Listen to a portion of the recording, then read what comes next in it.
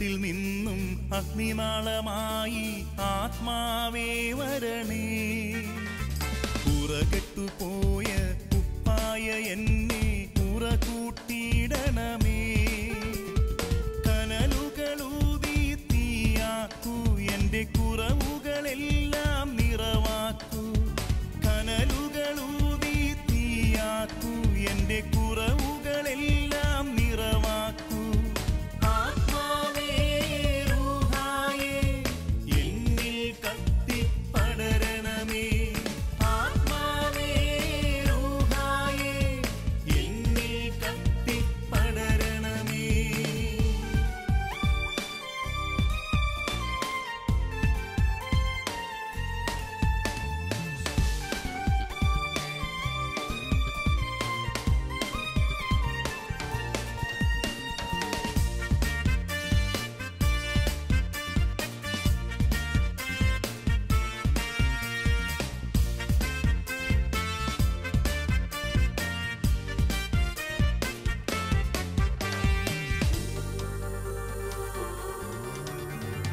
ആത്മാവെന്നെ നയിക്കും പോലെൻ ജീവിത പാതയിൽ തുടരാൻ.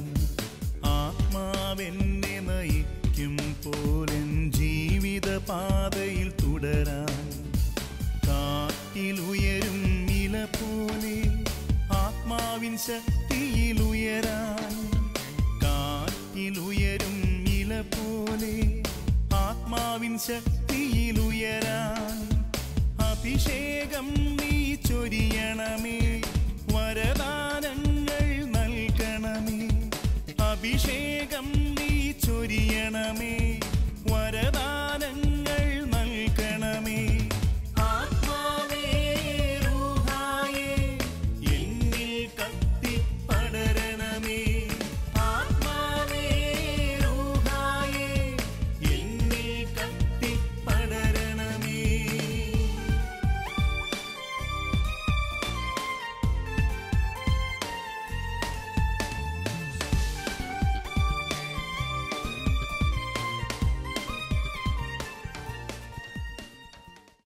അന്ത്യവിധിയിൽ മത്തായി 25:31 മുതൽ 46 വരെ വാക്യങ്ങളിൽ അന്ത്യവിധിയിൽ കർത്താവിൻ്റെ 5 ചോദ്യങ്ങളാണ്.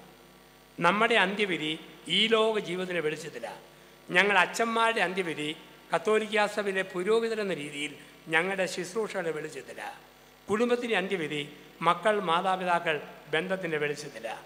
അന്ത്യവിധിയിലെ 5 ചോദ്യങ്ങൾ മത്തായി 25:31 മുതൽ 46 വരെ. 1. എനിക്ക് വിശന്നു ദാഹിച്ചു, നീ എനിക്ക് ഭക്ഷണം തന്നോ പാനീയം തന്നോ? നമ്മൾ പറയുകയോ അപ്പൻ്റെ ജന്മദിനത്തിൽ, വല്യമ്മയുടെ മരണദിനത്തിൽ, കുഞ്ഞുങ്ങളുടെ ബർത്ത്ഡേയിൽ വീട് വെഞ്ചരിച്ചപ്പോൾ ആകാശപ്പറവുകൾക്കും ധർമ്മക്കാർക്കും ഒരുപാട് ഭക്ഷണം കൊടുത്തു, പാനീയം കൊടുത്തു.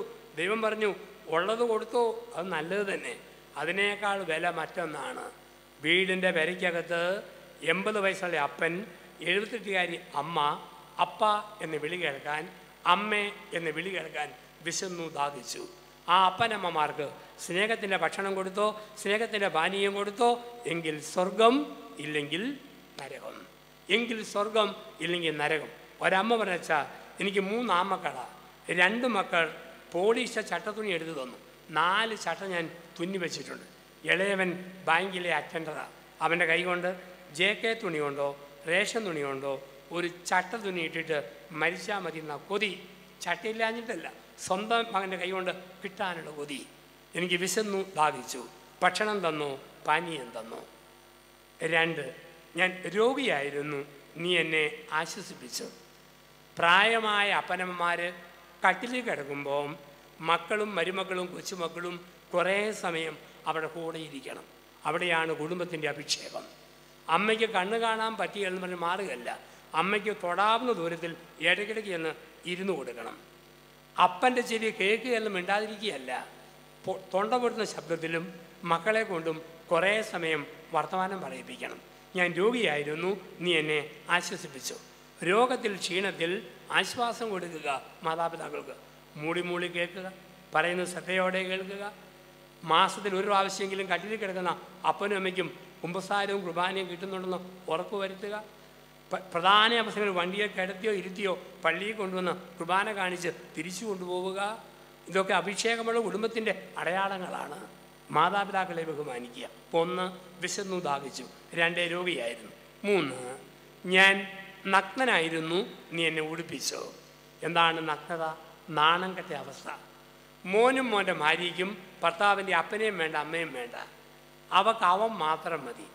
ചില ആണുങ്ങളുണ്ട് കല്യാണം കഴിഞ്ഞാൽ പിന്നെ അവൻ അപ്പനും വേണ്ട അമ്മയും വേണ്ട, അവൾ മാത്രം മതി. ചില പൊട്ടന്മാർ കല്യാണം കഴിഞ്ഞ് പെപ്പർനോത്തിയും കൊണ്ട് പോകുന്ന കണ്ടാൽ തോന്നും ഏതോ തിരുനാളിന് അടയ്ക്കാമരം തോരണം കെട്ടി അലങ്കരിക്കാൻ കൊണ്ടുപോകണ പോലെ. ചോദിച്ചാൽ പറയും ഞാൻ ഉണ്ടില്ലെങ്കിലും അവളെ ഊട്ടണം, അതുകൊണ്ട് ഞാൻ ഇവളെയും പൊക്കിക്കൊണ്ട് പോവുക. അവിടെ അമ്മയും വേണ്ട അപ്പനും വേണ്ട, പരദേശിയായി. അവരോട് മിണ്ടാൻ മോനും സമയമില്ല, മോൻ്റെ ഭാര്യയ്ക്കും സമയമില്ല. 2 അനാഥപ്രേതങ്ങൾ അകത്ത് കിടക്കുന്നു. പ്രിയപ്പെട്ടവരെ ഓർക്കുക, മാതാപിതാക്കൾക്ക് തോന്നണം ഞങ്ങളുടെ മക്കൾക്കും മരുമക്കൾക്കും ഞങ്ങളെ വേണം, ഞങ്ങൾക്കൊരു വിലയുണ്ട്. ആ രീതി വേണം അപ്പനോടും അമ്മയോടും പെരുമാറാനായിട്ട്. നിങ്ങൾ നിങ്ങളുടെ പെമ്മക്കളെ കെട്ടിച്ചു വിടുമ്പോൾ അന്വേഷിക്കേണ്ടത് കുടുംബ മഹിമയല്ല, വരുമാനമല്ല, ശമ്പളത്തിൻ്റെ മുഴുപ്പല്ല. ആദ്യം അന്വേഷിക്കേണ്ടത് എൻ്റെ പെൺകുട്ടിയെ കെട്ടിച്ചു വിടുന്ന വീട്ടിൽ 7 തലമുറകൾക്കിടയിൽ വെള്ളം കിട്ടാതെ നീറി മരിച്ച ഒരമ്മയുണ്ടോ അപ്പനുണ്ടോ? 7ാം തലമുറ വരെ അത് ശപിക്കപ്പെട്ട കുടുംബമാണ്. ഒരിക്കലും മോചനമില്ല. അതുകൊണ്ടാണ് 100 രൂപ വീട്ടിൽ 1000 രൂപ ആ വീട്ടിൽ മരുന്നിന് പോവും. പിള്ളേരൊക്കെ പഠിക്കും, ജോലിയുടെ പക്കത്തെത്തും, കിട്ടുകയില്ല. എല്ലാം നന്നായിട്ട് വരുമ്പം അങ്ങ് തകർന്നു പോകും. ഇന്നെല്ലാവരും നല്ലവരാ, പുറകോട്ട് അന്വേഷിക്കുമ്പോഴാണ് കാണുക നീറി മരിച്ച ഒരമ്മ അപ്പൻ ഒരു കുടുംബത്തിലുണ്ടോ? ആ കുടുംബത്തിൽ അനുഗ്രഹമില്ല. മാതാപിതാക്കൾക്ക് തോന്നരുത് ഞങ്ങൾ നഗ്നരാണ്, നാണം കെട്ടവരാണ്, ഈ മോനും മോൻ്റെ ഭാര്യയ്ക്കും കൊച്ചുമക്കൾക്കും ഞങ്ങളെ വേണ്ട. ആ അന്തരീക്ഷം ഉണ്ടാകരുത്. 4 ഞാൻ പരദേശിയായിരുന്നു, നീ എനിക്ക് പാർപ്പിടം തന്നോ. ആരാ പരദേശി? ഒറീസ, ബംഗാൾ, ബീഹാറിൽ നിന്ന് ഇവിടെ പണിയാൻ വരുന്നവരല്ല പരദേശി, പെരയ്ക്കകത്താണ് പരദേശി.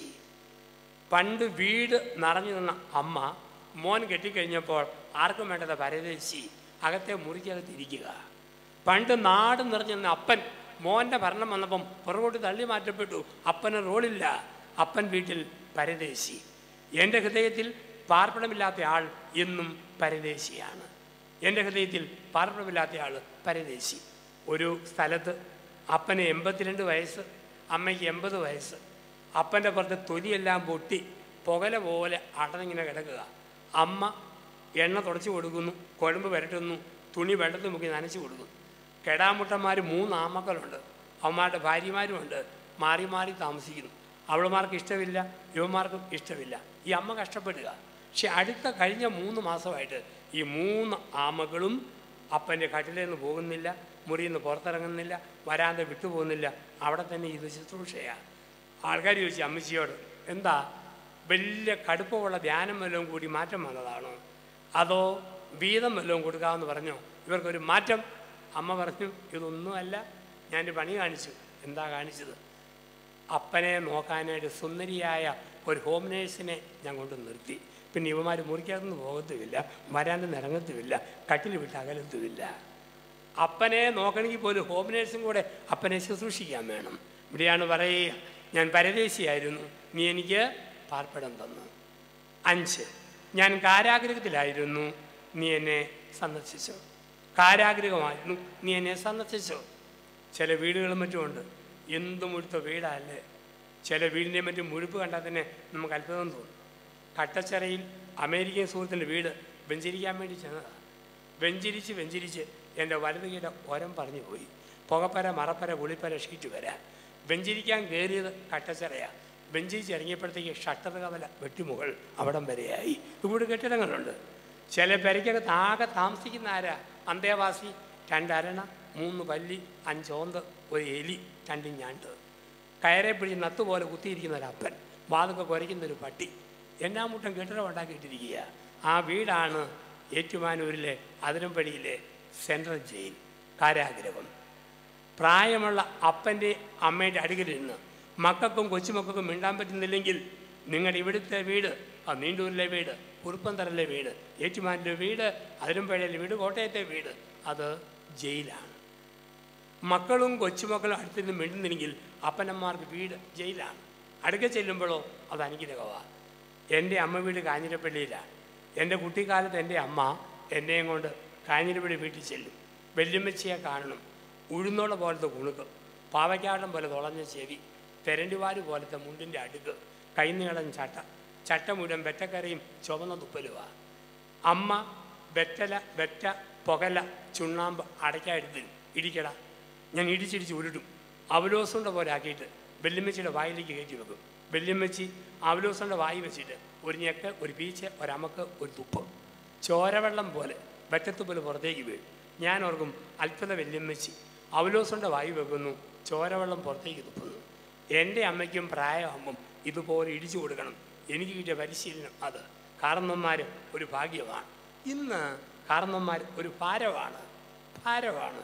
കാരണം മക്കൾക്ക് സമയമില്ല ഇരിക്കാനോ മിണ്ടാനോ.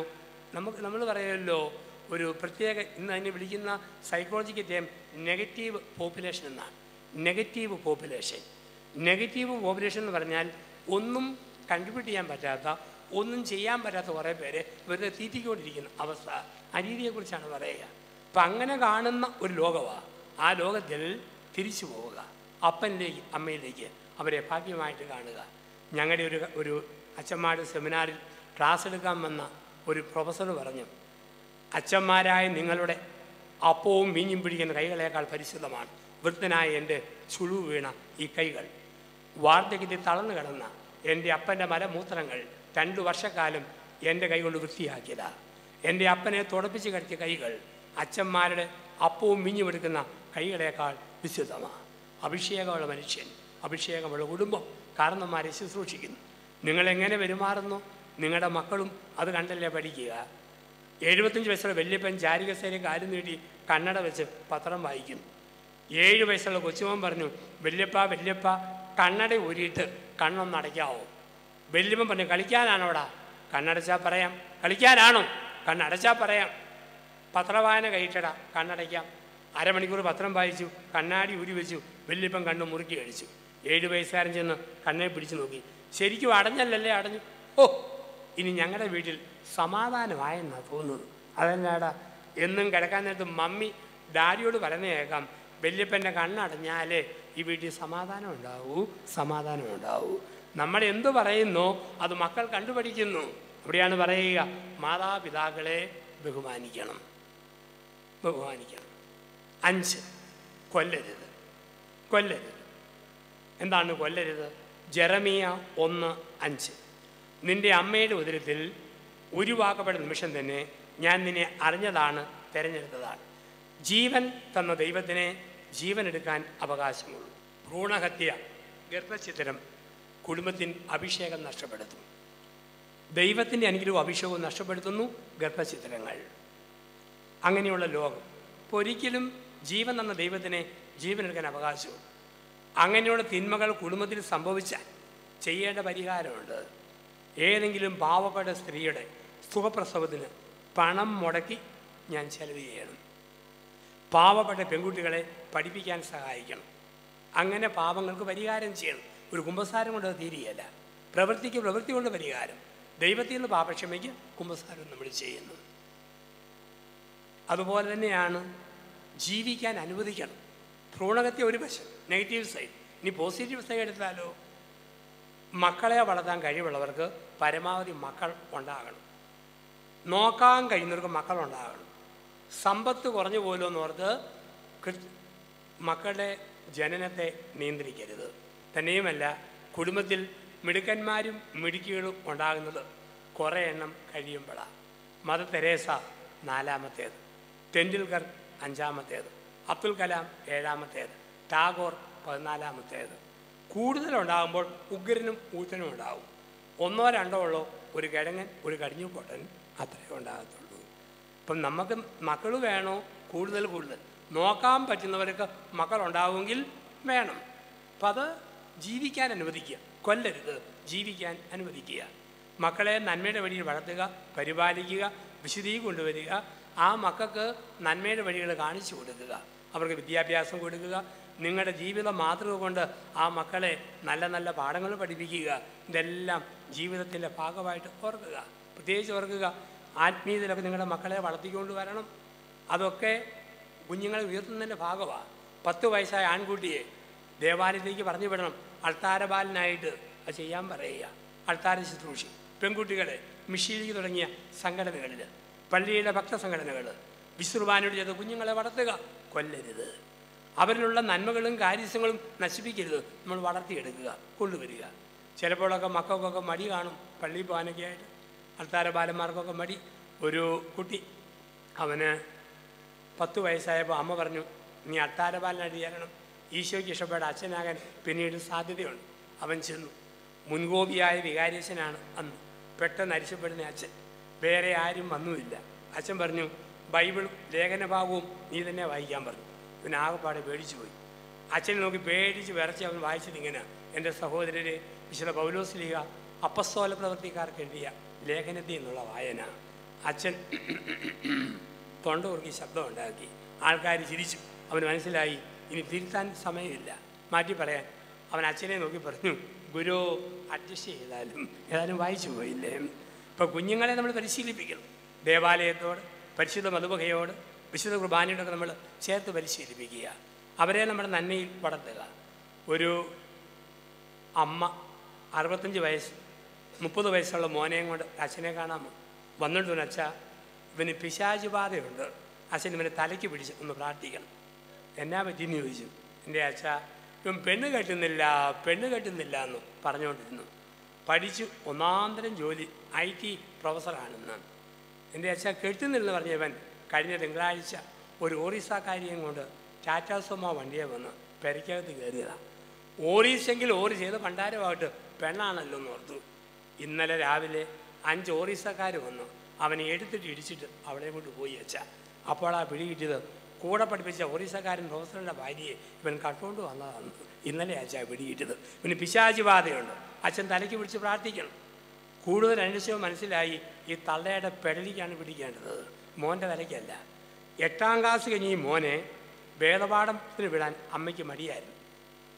എൻട്രൻസിൻ്റെ കോച്ചിങ്ങിന് എവിടെയുണ്ട് അങ്ങോട്ട് വിട്ടുകൊണ്ടിരുന്നു. വേദപാഠത്തിന് പോകണ്ട, വേദപാഠത്തിന് മാർക്കും വേണ്ട. 8 വരെ പഠിച്ചു, എന്നും കോച്ചിങ്, മിടുക്കനായിട്ട് പഠിച്ചു, റാങ്ക് മേടിച്ചു, പ്രൊഫസറുമായി. പക്ഷേ എന്നാ കുഴപ്പം, ധാർമ്മിക മൂല്യങ്ങൾ തിരിച്ചറിയാൻ പറ്റാത്ത രീതിയിലായി. ആ അമ്മ ആ മോനെ കൊന്നു. കൊലയാളി അമ്മയാണ്.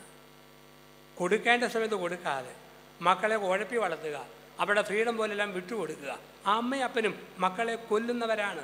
വെറും ശരീരം മാത്രമേ ഉള്ളൂ, സമൂഹത്തിന് ഗുണമില്ലാത്ത മക്കൾ. ഇവിടെയാണ് പറയുക, നമ്മുടെ സംസാരം, രീതി, പ്രവൃത്തികളൊക്കെ എല്ലാവരും ശ്രദ്ധിക്കുന്നുണ്ട്. പരമാവധി വളർത്തുക, നന്മയിൽ കൊണ്ടുവരിക. നിങ്ങളെ കണ്ടാണ് മക്കൾ പഠിക്കുക. രാത്രി 11:45 40 വയസ്സുള്ള അപ്പനും 38കാരി അമ്മയും കൂടെ TV കാണും.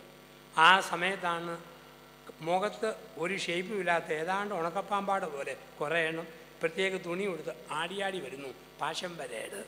അപ്പനും അമ്മയും നോക്കിക്കൊണ്ടിരിക്കുക. 6 വയസ്സുള്ള മോനും ജനലിലൂടെ നോക്കി. അമ്മ ചോദിച്ചു, എന്നാടാ നോക്കുന്നത്? നിങ്ങളെന്നാ കാണുന്നതെന്ന് ഞാനും ഒന്ന് കാണുക. അമ്മ ഞങ്ങളൊന്നും കാണുകയല്ല. ലോകത്ത് തുണി കൊടുക്കാൻ കഴിയില്ലാത്ത പാവങ്ങളെ ഓർത്ത് ഡാഡിയും മമ്മിയും കരുണക്കൊന്ത എന്തിയാണ് മുംബൈ കിടന്നോളാൻ പോയി. അവൻ പോയി കിടന്നു. രാത്രി 12 ആയപ്പം അത്രയും തുണിയില്ലാത്ത പുതിയ അവതാരങ്ങൾ ആടിയാടി വരുന്നു. ഇവർ തുറിച്ചു നോക്കി, അവൻ ഒളിച്ചു നോക്കി. അമ്മ ചെന്നാടെ പിന്നെയും നോക്കുന്നത്. അവനല്ല, അതിനേക്കാൾ ദാരിദ്ര്യമുള്ള വല്ലവരും ഉണ്ടോയെന്നറിയാൻ വേണ്ടി ഞാനും നോക്കിക്കൊണ്ടിരിക്കുക.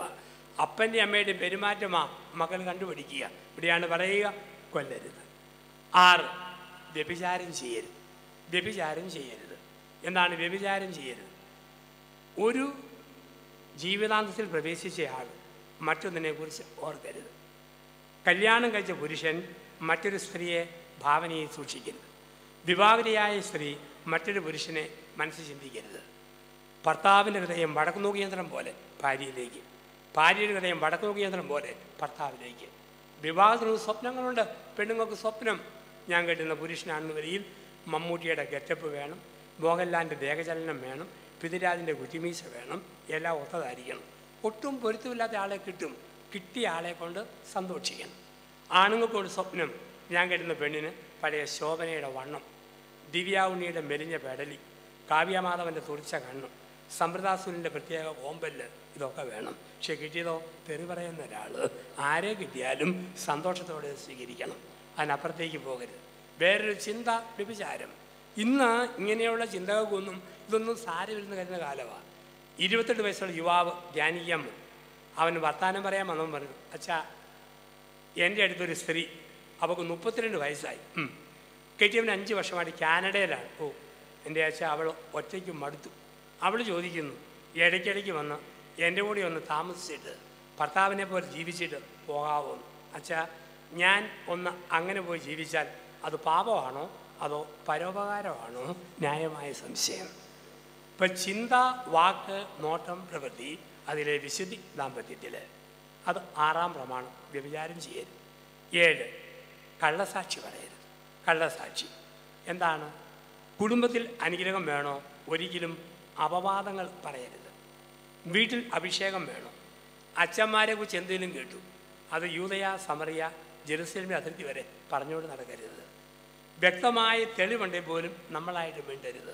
ഏത് കാര്യവും ഒരാളെക്കുറിച്ചൊന്ന് കേട്ടു, ചിലപ്പോൾ സിനിമാ താരങ്ങളെക്കുറിച്ച്, ചിലപ്പോൾ രാഷ്ട്രീയക്കാരെക്കുറിച്ച്, നമ്മളെ അവിടെ നേരിട്ട് കണ്ട പോലെ നമ്മുടെയൊക്കെ ഈ കമൻറ്റ് ബോക്സിൽ നിൽപ്പും കണ്ടു കഴിഞ്ഞാൽ വിധിക്കാൻ നമുക്കെന്താ അവകാശം? ആരെക്കുറിച്ച് പറഞ്ഞാലും നമ്മൾ വിധിക്കരുത്. ദൈവത്തോട് പ്രാർത്ഥിക്കുക. വിധിക്കുന്നവൻ ദൈവമാണ്. വെറുതെ നമ്മൾ കേട്ടത് പറഞ്ഞുകൊണ്ട് നടക്കരുത്. കള്ള അഡ്രസ്സ് വെച്ച് ഇമെയിൽ അയക്കുക, കള്ളസ്വരത്തിൽ ഫോൺ വിളിക്കുക, ഊമക്കത്ത് എഴുതുക, ഇങ്ങനെയൊക്കെയുള്ള പ്രവൃത്തികൾ കുടുംബത്തിൻ്റെ അഭിഷേകവും അനുഗ്രഹവും നഷ്ടപ്പെടും. തലമുറകൾ ശപിക്കപ്പെട്ടതായിട്ട് മാറും. അവിടെയാണ് പറയുക, നമ്മൾ ശ്രദ്ധിക്കേണ്ട മേഖലയായിട്ട് എടുത്തു പറയുന്നു, കള്ളസാക്ഷ്യം പറയരുത്. 8 മോഷ്ടിക്കരുത്. മോഷ്ടിക്കരുത്. മോഷണം എന്താ? വിശന്നെ ഒരുത്തൻ ഒരു മൂട് കപ്പ പറിച്ച് തിന്നാൽ ദൈവത്തിന് മുമ്പാകെ അത് തെറ്റല്ല. വിശക്കുന്നവൻ ചായക്കരുന്നുണ്ട് ബോണ്ട എടുത്തുകൊണ്ട് കഴിച്ചാൽ അത് തെറ്റല്ല. നമുക്ക് തെറ്റാ, ദൈവം മുമ്പാകെ തെറ്റല്ല. ജീവൻ നിലനിർത്താൻ വേണ്ടിയിട്ടാണ്. മോഷണമെന്ന് പറയുന്നത് എല്ലാം ഉണ്ടായിട്ടും വേറെ ചെയ്യുന്നവരാ. രോഗിയെ കാണാൻ 250 രൂപ വീതം മേടിച്ചുകൊണ്ട് 10ഉം 100ഉം പേരെ കണ്ട് കാശുണ്ടാക്കുന്നത് ഒരു വിധത്തിൽ മോഷണമാണ്. സർക്കാരിന് ശമ്പളം മേടിക്കുമ്പോൾ പ്രൈവറ്റാണ് ഇങ്ങനെ കാശുണ്ടാക്കുന്നത്. അങ്ങനെ ഉണ്ടാക്കുമ്പോൾ പാവപ്പെട്ട ഒരു 10-20 പേരെ കൂടെ വെറുതെ കൂടെ നോക്കിയാൽ അത് മോഷണമല്ല. എനിക്ക് വേണ്ടി തന്നെ സ്വരുക്കൂട്ടി വെച്ചാൽ അത് മോഷണമാണ്. മക്കളെ കൊണ്ട് അനുഭവിക്കാൻ ആ കുടുംബത്തിൽ പറ്റാതെ വരും. റോഡ് പണിയും കെട്ടിട പണിയും നടത്തുമ്പോൾ സിമെൻറ്റും മണലും കുറച്ചിട്ട് പൈസ ലാഭിച്ച് പാലം പണിയുന്നവരും കെട്ടിടം പണിയുന്നവരുമായ അവരാണ് മോഷ്ടാക്കൾ. 500 രൂപ കൂലി മേടിച്ചിട്ട് 200ൻ്റെ പണി പണിതിച്ച് കളിപ്പിക്കുന്ന കള്ളപ്പണി അത് മോഷണമാണ്. 500 രൂപ കൊടുക്കേണ്ടടുത്ത് പാവപ്പെട്ടവനെ 250 കൊടുത്ത് നിർത്തിയിട്ട് പണിയിപ്പിച്ചാൽ അത് മോഷണമാണ്. അർഹതയില്ലാതെ കയ്യിൽ എന്തു പിടിച്ചാലും അത് മോഷണമാണ്. ഒരു സപ്ലൈ ഓഫീസിൽ ധ്യാനിക്കാമെന്നുകൊണ്ട് പറഞ്ഞു, എൻ്റെ അച്ഛ, ലോകത്തുനിന്നൊരു നീതിയില്ല. അതെന്താ? ഒരു ഫയലിൽ ഒപ്പിടാൻ വേണ്ടി ഒരുത്തൻ 500 രൂപ എനിക്ക് കൈക്കൂലി തന്നത് കള്ളനോട്ടായിരുന്നു. എന്തോ ഒരു അനീതിയാണ്. കൈക്കൂലിക്കൊരു കുഴപ്പമില്ല, കള്ളനോട്ടിനാണ് അനീതി. ഇപ്പം ലോകത്തിൽ അർഹതയില്ലാത്ത എന്തും അത് മോഷണം. 9 അന്യൻ്റെ വസ്തുക്കൾ ആഗ്രഹിക്കരുത്. അന്യൻ്റെ വസ്തുക്കൾ ആഗ്രഹിക്കരുത്. എന്നോട് ഒരു മനുഷ്യൻ പറഞ്ഞു, അച്ഛാ, സ്വന്തമായൊരു വീടും മുറി എനിക്കുണ്ട്. 1500 രൂപ കൊണ്ട് സുഖമായിട്ട് ജീവിക്കാൻ പറ്റും. ഭക്ഷണം 10 കിലോ അരിയും കുറച്ച് പത്തലമുളകും വാളംപുളിയും അല്പം ഉള്ളിയും ഉപ്പും ഉണ്ടോ? എനിക്കത് മതി. അച്ചാറും ഉണ്ടോ? ധാരാളമായിട്ട് മതി. ഒതുങ്ങി ജീവിക്കേണ്ടവർക്ക് അതും മതി. പക്ഷെ നമുക്ക് ജീവിക്കാൻ തികയാതെ വരുന്നപ്പോഴാണ് എനിക്ക് അവനെപ്പോലെ ആകാൻ ആഗ്രഹിക്കുമ്പോഴാണ്, എനിക്ക് അവളെപ്പോലെ ഞാൻ ആഗ്രഹിക്കുമ്പോഴാണ്. അയൽക്കാരൻ്റെ വീട് പോലെ എനിക്കും വീട്, അയൽക്കാരൻ്റെ വണ്ടി പോലെ എനിക്കും വണ്ടി. ഇത് പാപമാണ്. അപ്പം അങ്ങനെയുള്ള ചിന്ത വരുമ്പോഴാണ് ദൈവാനുഗ്രഹവും അഭിഷേകവും കുടുംബത്തിൽ നഷ്ടപ്പെടുക. മിനിമം കൊണ്ട് ജീവിക്കാൻ നമ്മൾ പഠിക്കുക. ഇന്ന് മലയാളിക്ക് 3 കോംപ്ലക്സുകളാണുള്ളത്. 1 സുപ്പീരിയോറിറ്റി കോംപ്ലക്സ്, 2 ഇൻഫീരിയോറിറ്റി കോംപ്ലക്സ്, 3 എന്ത് കണ്ടാലും മേടിച്ച് കൂടുന്ന ഷോപ്പിംഗ് കോംപ്ലക്സ്. ഇതാണ് നമ്മുടെയൊക്കെ പ്രശ്നം. എനിക്കിത് മതി എന്ന് പറയാൻ പഠിക്കണം. എനിക്ക് ഈ വാച്ച് മതി, എനിക്ക് ഈ ചെരുവ് മതി, എനിക്ക് ഈ മുറി മതി, എനിക്ക് ഈ വസ്ത്രം മതി, എനിക്ക് രുചി കുറഞ്ഞ ഈ ഭക്ഷണം മതി, ഈ ഭാര്യ മതി, ഈ ഭർത്താവ് മതി, ഈ മക്കൾ മതി പറയാൻ നമ്മൾ പഠിക്കുക. ആർത്തി സംസ്കാരത്തെ ഉപേക്ഷിക്കുക. അവിടെ അനുഗ്രഹമുള്ള കുടുംബമായിട്ട് മാറും. ഒരുപാട് മേടിച്ചു കൂടുന്ന കുടുംബങ്ങളിൽ ദൈവത്തിൻ്റെ അനുഗ്രഹവും ആത്മാവിൻ്റെ അഭിഷേകവും കുറയും. 10 അന്യൻ്റെ ഭാര്യയെ മോഹിക്കരുത്. ഒരു പുരുഷൻ സ്വന്തം ഭാര്യയല്ലാതെ മറ്റൊരു സ്ത്രീയെ ഉള്ളിൽ ധ്യാനിക്കരുത്. ഒരു സ്ത്രീ സ്വന്തം ഭർത്താവല്ലാതെ മറ്റൊരു പുരുഷനെ ഉള്ളിൽ ധ്യാനിക്കരുത്. അതിന് വിളിക്കുന്ന വാക്കാണ് അന്യൻ്റെ ഭാര്യയെ മോഹിക്കരുത്, അന്യൻ്റെ ഭർത്താവിനെ മോഹിക്കരുത്.